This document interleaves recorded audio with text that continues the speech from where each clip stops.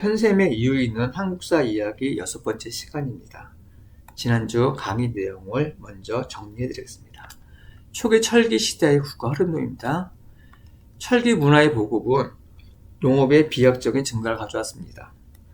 그것을 바탕으로 군사력 강화와 정치 통합을 이루었습니다. 철기의 보급은 대량 생산을 가능하게 했습니다. 대량 생산은 국가의 형성하는 데 큰 역할을 하였고 교역망을 확대시켰습니다.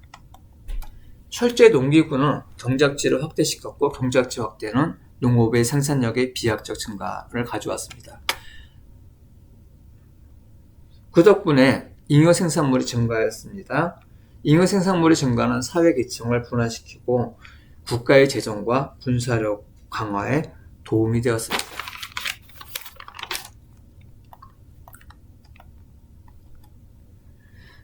초기 철기 시대를 이해하는 데는 중요한 것은 각 국가별로 이해하기보다는 전체적으로 비교 이해하는 것이 중요합니다. 정치 구조를 먼저 보겠습니다. 부여는 왕, 마가, 우가, 부가, 저가가 각자 영역을 통치했습니다. 고구려도 초기에는 왕과 각 부의 대가가 각자의 지역을 통치하였습니다. 사마는 신지와 읍차라고 불리는 군장이 통치했습니다. 제칠 행사를 알아보겠습니다. 부여는 영고, 고구려는 동맹, 동해는 무천, 사마는 5월, 10월 행사가 있었습니다. 풍습을 알아보겠습니다. 부여는 순장과 껴묵거리가 있었습니다. 고구려에는 서욱제가 있었습니다. 옥조는 고구려와 반대로 민며느리 제가 있었습니다. 그리고 가족 공동묘 관습이 있었습니다. 동해는 시족끼리 혼인하지 않는 풍습이 있었습니다. 사만에는 소도라고 불리는 지역이 있었습니다. 이상과 같이 전주 강의를 마치겠습니다. 오늘부터 삼국시대에 대해서 강의를 시작하겠습니다. 삼국시대의 전성기의 판단 기준은 무엇일까요? 그것은 바로 한강의 점유입니다. 그럼 왜 한강의 점유일까요? 한강의 위치를 먼저 알아보겠습니다. 한강은 한반도의 중앙에 위치해 있습니다. 서해로 바로 연결되었습니다. 넓은 평야지대가 형성되어 있습니다. 경제적인 이유입니다. 한강하류에는 넓은 농용지가 펼쳐져 있었습니다. 첫 번째, 한강하류에는 비옥한 충주평화가 있었습니다. 충주평화는 벼농사에 적합했고 점차 벼농사를 확대시켰습니다.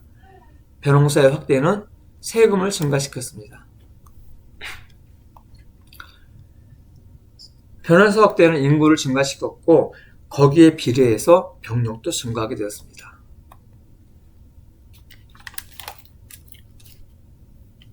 한강은 교통과 무역의 중심지였습니다. 한강은 수은 교통로였습니다. 한강은 서해로 나갈 수 있는 길목이었고 중국의 남북조와 교류할 수 있는 길목이었습니다. 한강은 중국 문화 수용을 확대할 수 있는 길목이었습니다. 네 번째, 전략 요충지입니다. 한강은 고구려, 백제, 신라 경계선에 있었습니다. 둘째, 삼국의 충돌의 중심지였습니다. 그 근거로 많은 성곽과 유적이 다수 발견되고 있습니다. 한강을 점유하면 있는 어덕을 정리해 보겠습니다.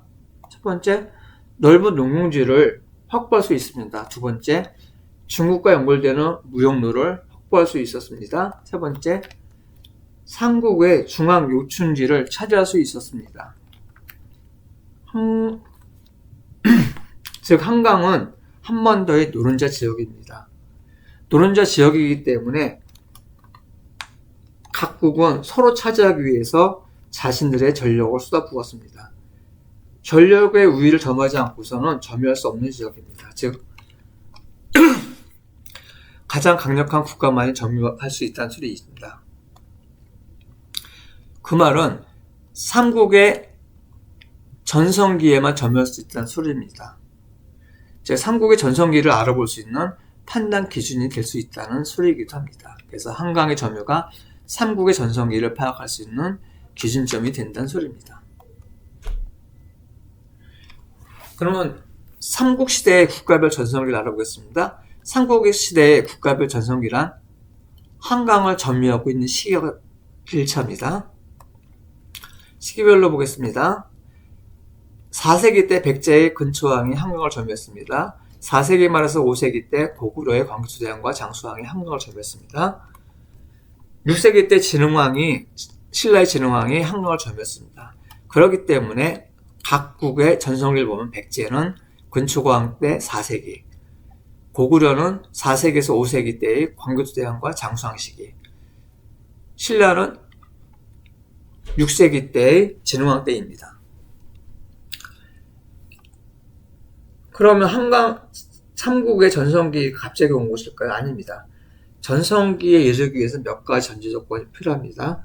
지금부터 전성기에 가기 위한 조건을 알아보겠습니다. 첫 번째는 정치 체계의 안정입니다. 즉 율령의 반포와 관등제의 정비를 보면 수 있습니다. 백제는 3세기 때 고유왕이 관등제를 정비했습니다. 고구려는 4세기 때 수수림왕이 율령을 반포하고 태학을 설립했습니다. 신라는 6세기 때 거풍왕이 율령을 반포했습니다.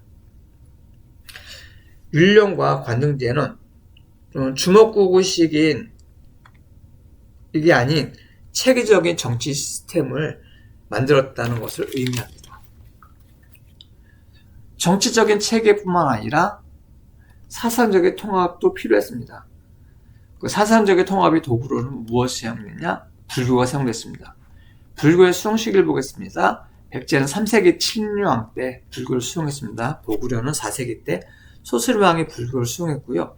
신라는 6세기 때 거풍왕이 불교를 수용했습니다. 그럼 왜 불교였을까요? 사상의 통합이 왜 불교였을까요?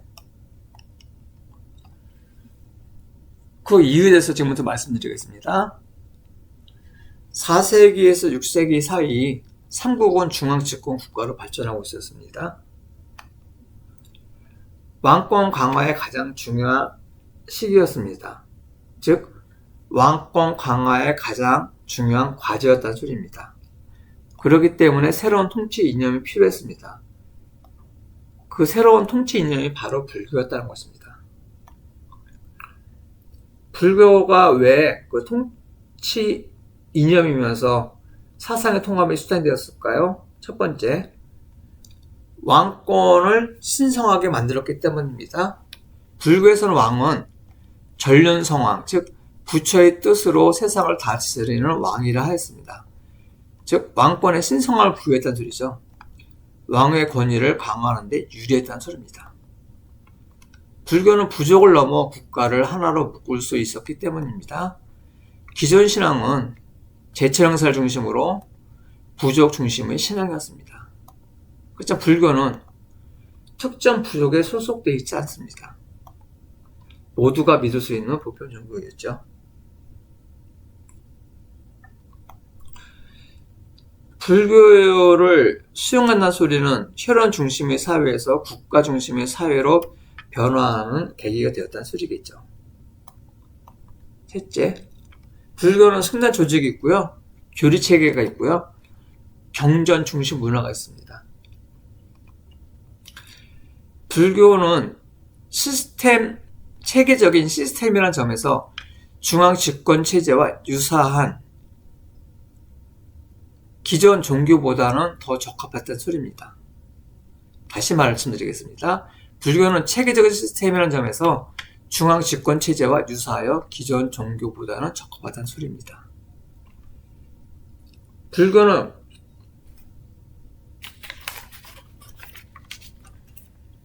불교의 수용은 국제 질서의 편입을 의미하는 것입니다. 당시 동아시아는 불교 문화권이었습니다. 불교 수용의 의미를 알아보겠습니다. 선진, 문명을 수여한다는 것을 의미합니다. 외교적 공통 문화를 확보하는 것을 의미하기도 합니다. 불교의 수용은 문명 국가로 인정받는 조건이기도 했습니다. 불교는 사회 안정 기능이 있었습니다. 불교의 교리 중에 보면 윤회와 업보사상이 있습니다. 윤회와 업보사상은 현재 자기 모습은 전생의 행동의 결과라고 하였습니다. 의미는 무엇이냐?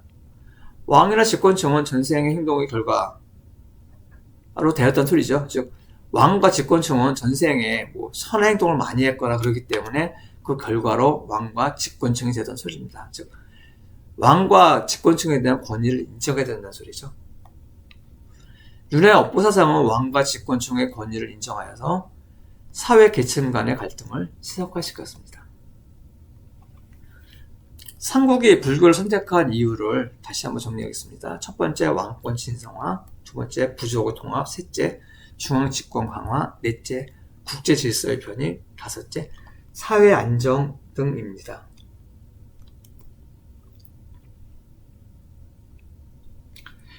불교는 종교이면서 동시에 국가 통치 이념이기도 했죠. 우리 역사 배우면서 무수히 많은 왕들에 대해서 이야기합니다. 장수왕, 의자왕 등등. 그렇지만 그것은 왕의 이름이 아닙니다. 그것은 바로 왕의 시호란 소리죠. 왕의 시호란 무엇이냐? 왕이 죽은 후에 그 업적과 인품을 평가하는 호칭을 말합니다. 예를 들어 보겠습니다. 고구려의 장수왕을 예를 들어 보겠습니다. 고구려의 장수왕은요 98세까지 살았습니다. 그리고 77년 동안 집권했습니다. 장수왕은요 오래 살았기 때문에 장수왕인 것입니다.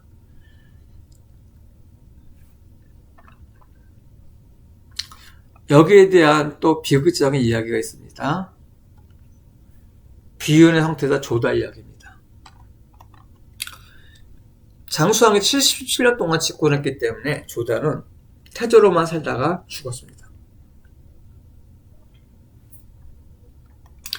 우리나라 욕 중에 쪼다라는 말이 있습니다. 쪼다는 재구시를 못하고 좀 어리석고 모자란 사람 말합니다. 그런데 이 조다 왕자가 쪼다라는 말에 어원이 되었다는 설이 있습니다. 그것을 아시는 분은 많지 않을 겁니다. 지금까지 우리가 왕의 시호에 대해서 간단히 알아보았습니다. 이걸 통해서 여러분이 알 수 있는 것은 왕의 시호를 보면 그 왕의 업적과 인품을 유추할 수 있고 역사를 배우는 데 도움이 될 것입니다.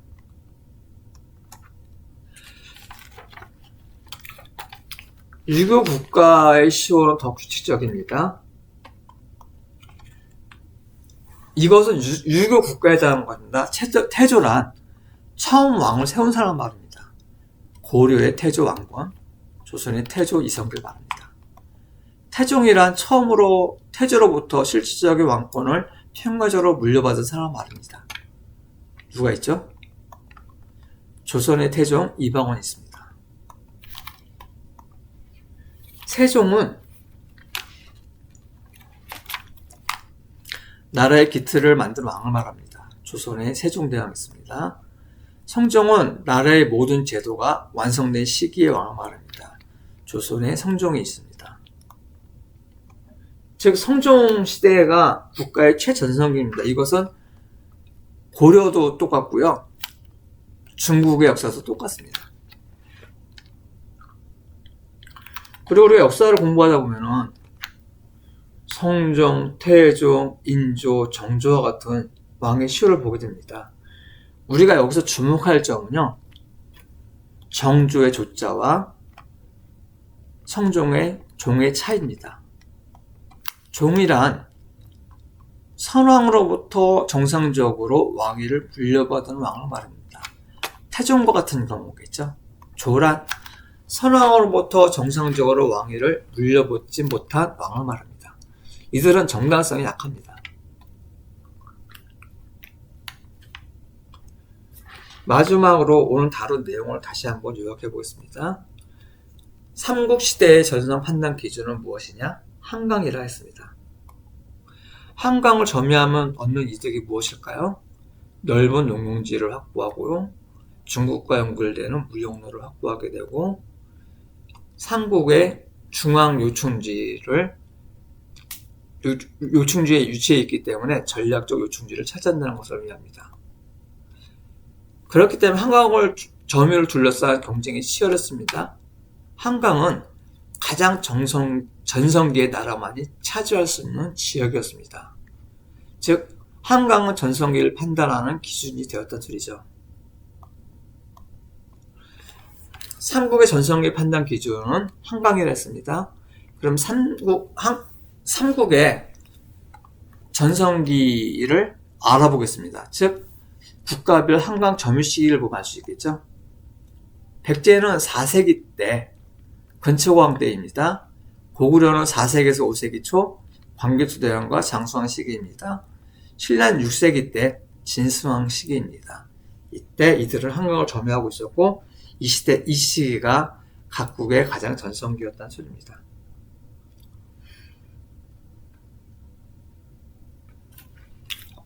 그렇지만 전성기는 하루아침에 오는 것이 아닙니다. 전제 조건이 있어야겠죠. 그 전제 조건은 두 가지가 있습니다. 정치 체계와 불교의 도입입니다. 백제는 3세기 때 고유왕 때 관등제를 정비했습니다. 고구려는 4세기 때 소수림왕 때 율령을 반포했습니다. 신라는 6세기 때 법흥왕 때 율령을 반포했습니다. 불교의 도입 시기를 보겠습니다. 백제는 3세기에 침류왕이 도입했습니다. 고구려는 4세기 때 소수림왕이 도입했습니다.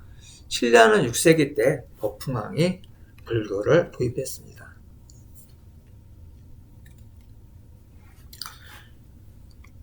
자, 여러분 잘 이 표를 보십시오. 제가 파란색으로 써놓은 글씨가 있습니다. 이건 무엇을 의미하냐? 백제 같은 경우는 정치체제를 도입한 왕과 불교를 도입한 왕이 다릅니다. 그러나 고구려와 신라 보십시오. 소수림왕 때 율령도 반포하고 불교도 도입했습니다. 신라도 6세기 때 법흥왕 때 율령을 반포하고 불교도 도입했다는 소리입니다. 소수림왕과 법흥왕은 고구려의 전성기와 신라의 전성기를 가게하는 밑받침 역할을 해왔다는 소리입니다. 불교의 도입 이유에 대해서 말씀드리겠습니다. 불교는 왕권을 신성화, 부족을 통합에 유리하였고 중앙집권을 강화시켰습니다. 국제 질서의 편입에 유리했습니다. 사회 안정에 도움이 되었습니다.